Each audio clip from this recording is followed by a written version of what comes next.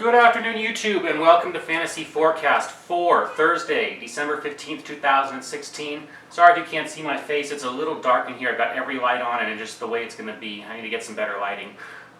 This is the score from yesterday. We'll move past it because it was just horrible. On a day where there was like 12 to 15 different value plays and everyone was scrambling at the last minute to make changes. I noticed everyone, try to get change out Embiid, and then after that, it just was a flurry of news. It was insane. In the end, the lineup I ended up running was a little bit better, but it still wasn't enough to cash, so if anyone feels bad about that, don't worry. I couldn't keep up myself. I ran this in the end. At least there weren't any single-digit ones, but J.R. Smith still killed me. Cleveland killed a lot of people. Oubre, I had snuck him in at the last minute because I got that news and I was able to change the lineups for that. Always be watching that last minute news, guys. I don't know how to stress this enough because you're basically lighting your money on fire if you're not available in the last 10-15 minutes to change your lineups. On a day like today, you're lucky you have an extra hour, and I hope you guys have enjoyed it and you've said that your work meeting is an extra hour late for whatever your plan is. Today's cash lineup, let's just go ahead and run through real quick. I want to get this video posted for you guys. Holiday at the point guard position. Basically, with New Orleans, you're going to be playing that Frazier's out, and Holiday is still a beneficiary, even though when Frazier, they kind of would run dual sets with them both, but Holiday will still pick up a small increase in usage, and is a solid place to start building your lineup today for cash purposes on FanDuel. Take Holiday, be solid with a 35 points against the Pacers today. All these positions I've been running a little bit against DVP and on games, except for maybe, Jennings is more of a value pick. There's news now, that's your other point guard position. The news from New York is basically the Knicks aren't going to be running Carmelo still. With Anthony out, you're going to see boosts for a lot of different New York players. Porzingis is probably the main usage increase guy that I can think of just off the top of my head. But in terms of direct minutes bumps, which is where the opportunity is in DFS, we're going to say it's probably going to be Jennings. Now Jennings is streaky, so I'm not so... if you don't like this play in a cash game, I understand, and I'm going to mention that right now, so be wary with this a touch. But Jennings seems to be solid on the floor because his minutes have solidified with Carmelo out. That kind of bumped into cash game status for me versus a GPP pick. Shot guard, McCollum versus Denver. Shooting guard. The shooting guard position sucks today, it really does. Escape it as best you can. At least Portland, McCollum's got the best matchup with the Nuggets. The very best matchup there is. They're just dead last against the shooting guard position. So go ahead and take it. And the other Holiday in here is your other play on value from New York. Holiday should get some extra minutes too. Now, what I want to do actually here, and I haven't put this in, I apologize, I don't know why I haven't run this change yet. It's probably because I'm trying to get this video out really fast. So, we do what we do and we move on. Let's save that change to those two entries. Let's get that back in there. Okay.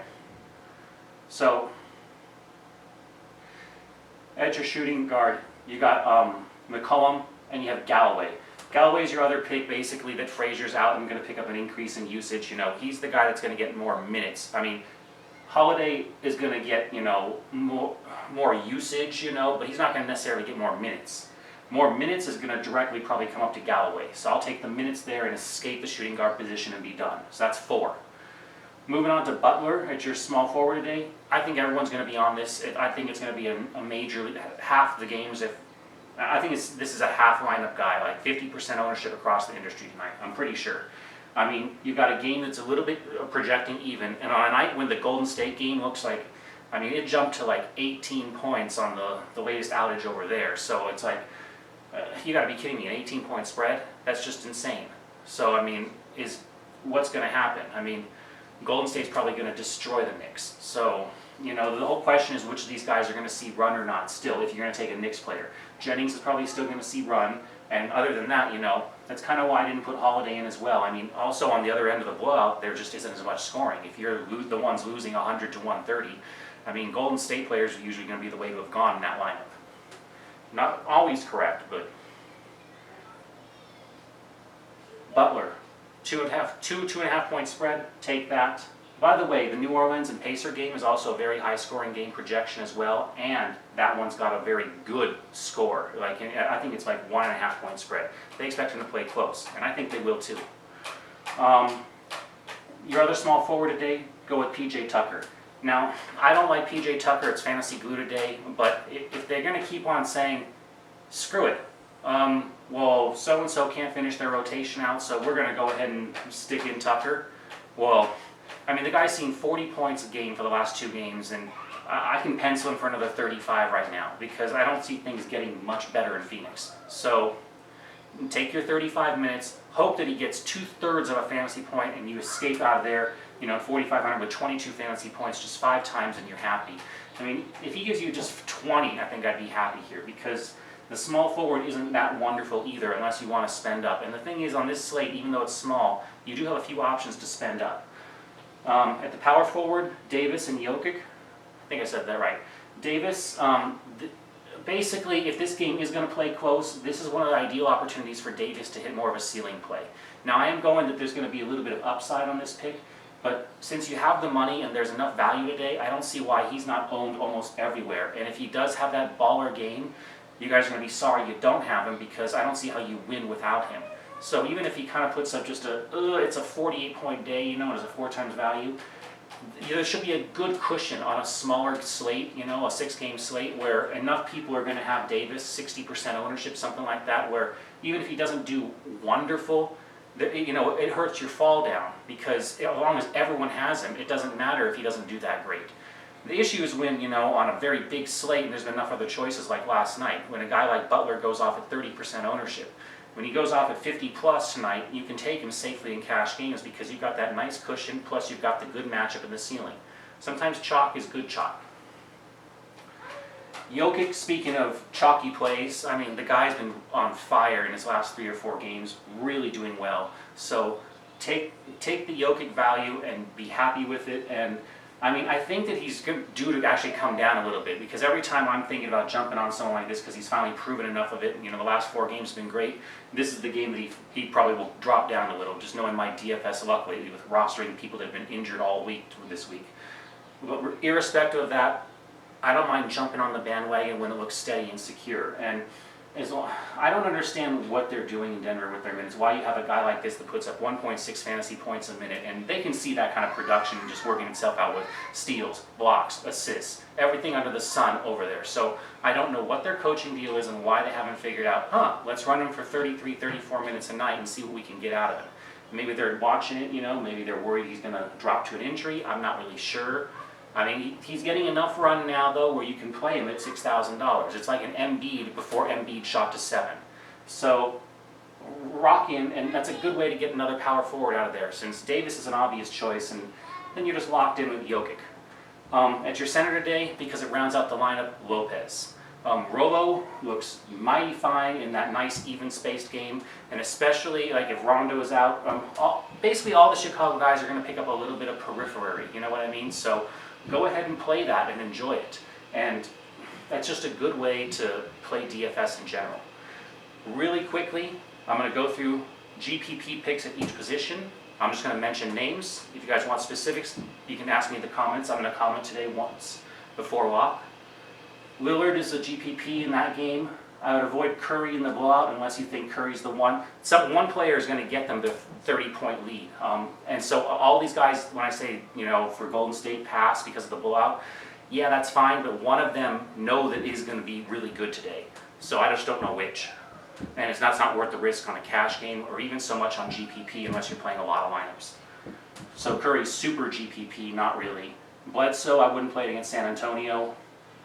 Teague has been, the guy's only put up he's not putting up double-digit shot attempts. I mean, he's not shooting the ball. Until he starts shooting the ball more, and watch him put up 25 tonight, but he's not shooting enough to get the scores you need.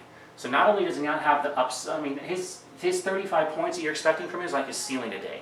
I think that he's looking more like a mid-20s because he's just not putting up, for some reason, maybe he's scared of the bucket, I don't know, go figure. Rondo looks to be out today, run peripheries on that. Look at Patty Mills carefully because we might get news that Pop sits people. That's something to watch with San Antonio today. On a back-to-back game, guys could sit, so you never know. If it is, I'd be popping Patty Mills in fast if he's assuming he's playing. Because he'll end up getting a good amount of run, and he tends to lead the Spurs when it's the whole second unit, and everyone's sitting. This is an everyone sitting case, guys. I wouldn't look at Grant or Kanan because both of them seem to be just splitting the position up, and neither one are doing great there. So it's a waste of your punt position today. Try to avoid those bad value picks like I had yesterday. Jennings, I've already mentioned. I don't like playing in the blowout, but I think he gets run even in the blowout, and because there's no obvious other beneficiaries for some minute run, if the guy gives us 33, 35 minutes tonight, we're just stoked on that price. It's fine. McCollum, like I mentioned, best of position. You can look at Alphabet, definite GPP pick. D-Wade, I think, is a GPP pick too, just not as good. Klay Thompson, wrong side of the blowout. I mean, he's probably going to sit the fourth, but someone's going to do it.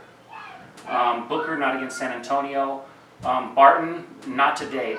There's new Harris coming back. I think is going to change that position around a bit, so watch that carefully. I wouldn't really play either of them right now. Holiday could end up being a big beneficiary minute run right now, so you can look at that. That's something I like doing here. You know, grab someone that's super cheap in minimum, and as long as that body, I mean, he's definite fantasy glue today. If you're just looking for 18 points, I don't think you have a problem with that at all whatsoever today. And so there is probably some upside. I just think it's risky upside. But hey, if you're going to go for risk, you can try it on 3,600, not 7,000. That makes more sense to me. Your other position, 4,100, Galloway. I've talked about him. Butler. Durant, you can spend up. It's one of the guys at Golden State. It's just not all of them. It's only going to be one today. So take your pick, dealer's choice. And for me, I'm just going to avoid the whole situation because it's just a nasty blowout. George, yeah, but I haven't seen what I want to see out of him consistently to pay 8,300. I want to see him in the sevens before I pay for him. I'm greedy like that. I want value. If I'm going to pay 8,300, I'm going to take Leonard. Probably make George an incredibly sneaky GPP pivot on FanDuel, but Leonard's an obvious clear choice. Even for San Antonio, even you're playing against Phoenix, you're going to get a lot of points. That's really the way to go with it. If you don't take those points, then you're going to have a problem. So let's see here. You have to take some points at the small forward, I guess is my point there. I mean, you got to, if you lock in somebody expensive at your small forward position today. If you don't lock in at least one stud, I don't see how you're going to win today. That's going to be an every winning lineup. They're not going to be punting the small forward position. You can take Harkless today. Harkless looks like to be in a prime spot to get a nice 30 points, which is a good 6x value, maybe a little plus 6x. No one will be on Robinson, but Robinson is starting to turn everyone off with his performances lately. PJ Tucker, like I said, with the minutes, just seems to be more ideal of a choice. And you can drop farther down if anything clears up. I mean, there's probably going to be a New York player and other such things, but I mean, there's no need to really run that direction. Davis leads off. We've talked about him. Porzingis, the guy's put up 2 50-pointers in a row, but one of the games had 8 blocks and steals, the other one had 6 blocks and steals. I just don't think that's sustainable when you look at his game logs. If you drop that to about a 4 average or a 3 average and cut 10 points off the scores, you're right around 45 points, which is good, and he is on the right side of the blowout, but eventually the Knicks will sit their guys too. There's no need to play them when they're down 30 either. So Draymond, in that round, the carousel of the Dubs, he's one of the 4 guys that could really pick it up and have the day, and the rest of them are just going to be kind of pedestrian. Parker, Aldridge, Gibson. You can pass on Aldridge today, I think. Gibson looks to be a very interesting GPP play, but he's so scoring dependent, it's shaky. Parker is in an even game, and while he is scoring dependent, at least he's been putting up enough shots to kind of make the value on that. I think he can pay value easily at like 30 points today. So, I mean, if you got some upside 35, 40 there, that might be a good way if you're looking at, you know, at 6,300, I'd run that at the power forward position. If you need to go cheaper, Thad Young looks beautiful. The Pelicans are bad against the power forward and the center position, basically because they don't really have anyone back there that's going to clean up those shots and pick up those rebounds, so they're really susceptible to that. So, Thad Young will be a sneaky little pick at the power forward today. I love it. I don't think anyone will be thinking of Ferrier today. And maybe Dudley's super cheap. And I mentioned Jokic at your center today.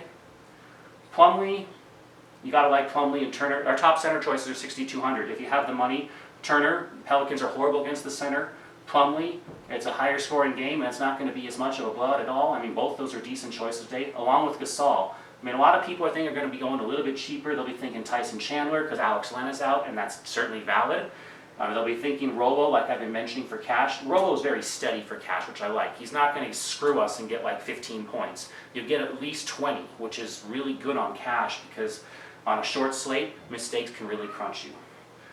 So I mean, look at these top positions here, right here, the top 6 basically. Other than that, I wouldn't even bother because the top 6 looks so good today. I mean, unless you get some news basically that, you know, well, if he sits, you know, Gasol sits because San Antonio rests everyone, you can take Greg Degnan or something like that.